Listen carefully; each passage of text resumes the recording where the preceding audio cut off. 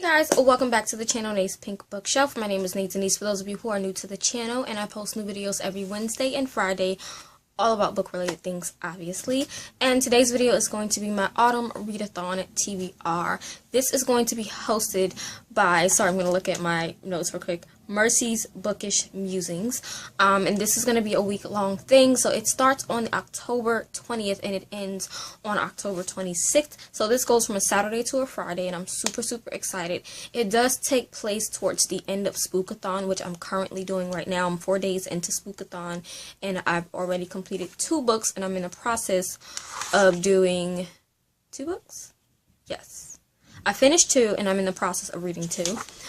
So yeah, so now I'm going to share with you guys all the things about this readathon. I do have my book journal here with all of my information on the inside, and I also have notes from like what the prompts are. So she's not doing challenges for this readathon. It's going to be prompts, and there are 4 prompts with 2 bonus prompts. So I do have books for most of them except for 1.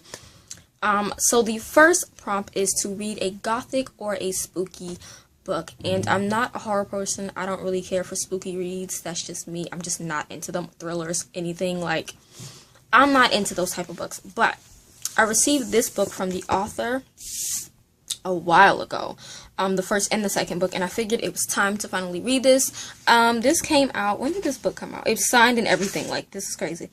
This book came 2013, you guys. It is 2018. I've had this book now for 5 years and I have yet to read it. I know, insane. And I do have the sequel as well. But this is by Gunhus, and it's called Night Chill. As you can see, this is a legit like Halloween spooky read. Yeah, it's creepy. This it doesn't tell me exactly what it is, but on the back it just says Jack Tremont moves his family to the quiet mountains of western Maryland, hoping to leave behind a troubled past and restart his life. Instead, he finds himself caught up in a nightmare when his daughter Sarah is targeted by Nate Huckley, a mysterious and horrifying stranger driven by a dark power that will stop at nothing to possess her. When Sarah goes missing, suspicion falls on Jack, and he must uncover the secrets of the small mountain town of Prescott City and face the evil secret hidden there.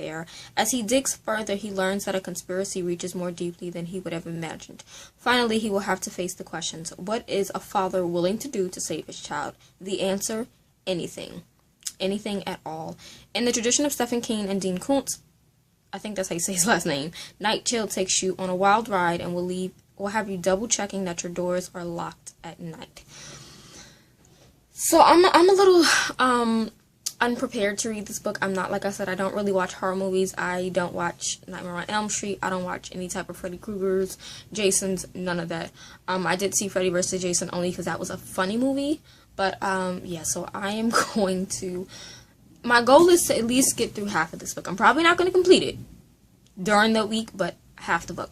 The second prompt is to read a non-fiction book that feels autumnal, and I don't really have many that are like autumnal. A lot of the ones that I have are like more winter styled or spring summer, but I did receive this for review, and it's not it's a Christian nonfiction. It's a devotional, 365 devotions for a thankful heart, and it looks like this, and I really think this is really pretty for like the fall months. It has the nice blue in your floral prints, but for me, I feel like it works because it's talking about thankful heart. November is coming up. It's autumn type of fall weather, so I figured this could be the book, and it is a devotional, which means it is dated. Every day is on top, so I figured I can read like a week's worth during the readathon. So that's gonna be my pick right there. Okay, so the third one is read a novel set in a cold location. Where is it? Oh, okay.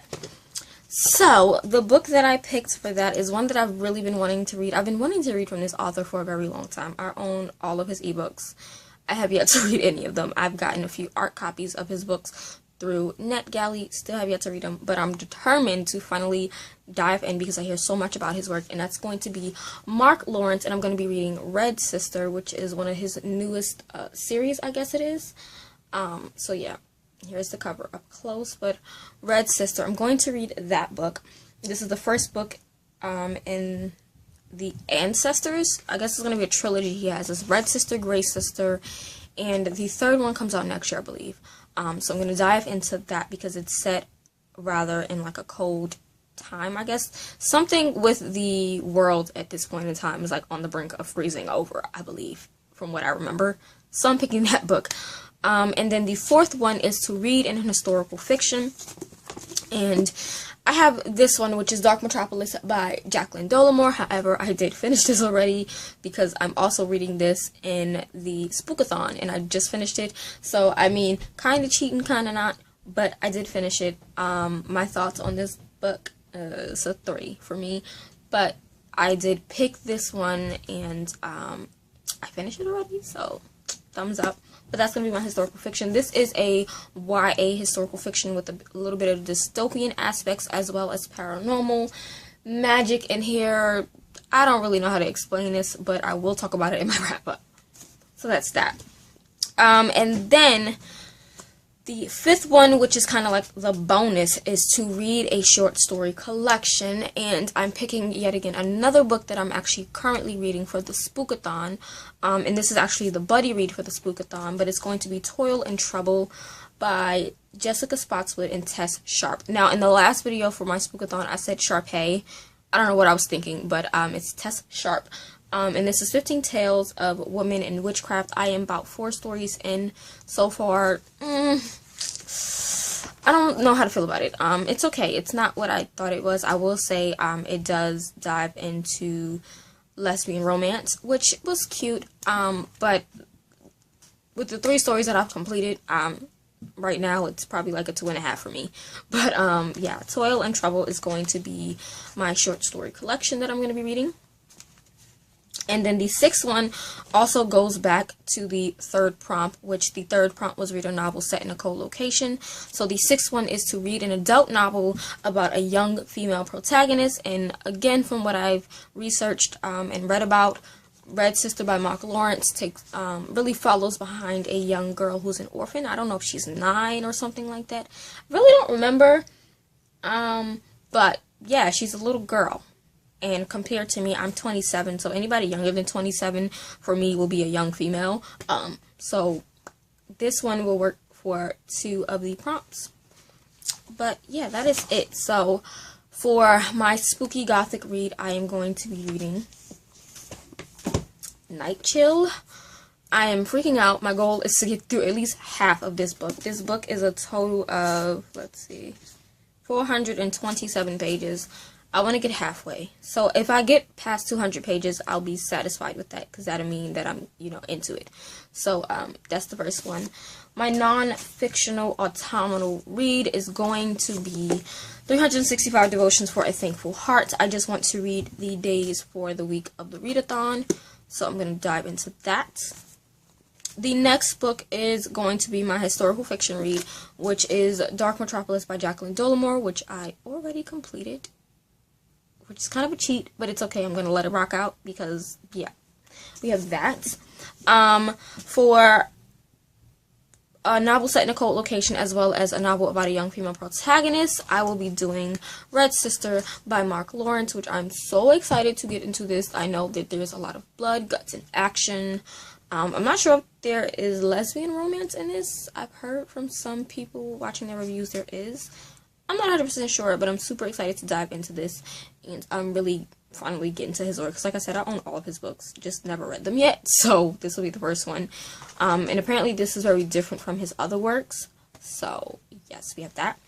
And then for the short story collection, I will be reading Toil and Trouble, if it pops up on my my Nook. I'm about to say Kindle anytime, but it's going to be Toil and Trouble by Jessica Spotswood and Tess Sharpe, which is going to be 15 stories of women and witchcraft. It's alright so far, like I said.